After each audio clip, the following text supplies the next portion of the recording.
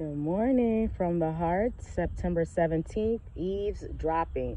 Judges 7 verse 10 and 11 says, "Go down to the camp with Purah, your servant, and you shall hear what they say." So we're still on Gideon.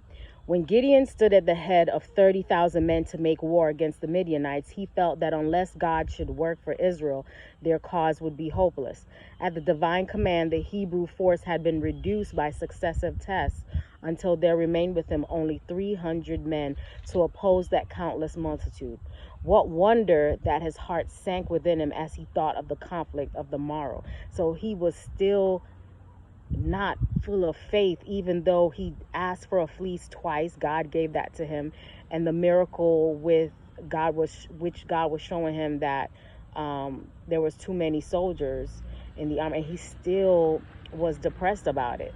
And I hope we're not like that. I know sometimes we get like that. We need countless amount of fleeces and signs after God has given it to us, because he knows we're human and we need proof.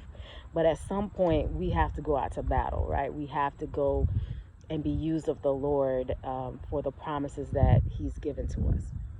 But the Lord did not leave his faithful servant to despair. So God was merciful.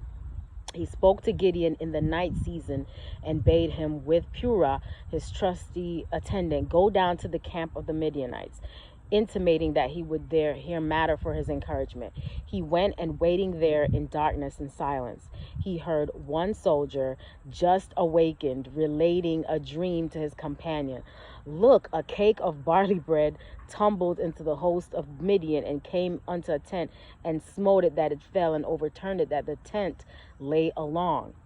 So what are the odds that Gideon and his servant would be there at the very same time that this Midianite said his dream, right? That was a God intervention, divine intervention. The other answered in words that stirred the heart of that unseen listener, "This is nothing else save the sword of Gideon." So they knew.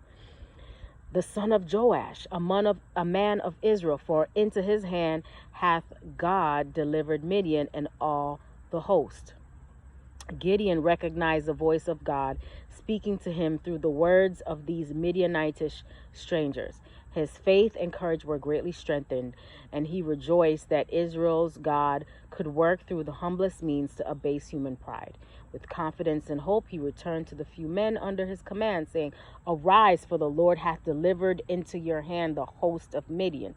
As that loaf overthrew the tent upon which it fell, so would the handful of Israelites destroy their numerous and powerful enemies, because God wanted to make sure, once again, that he was the only one to get the glory, that no one can say, "Oh, it was because I had 30,000 soldiers." It was definitely a miracle.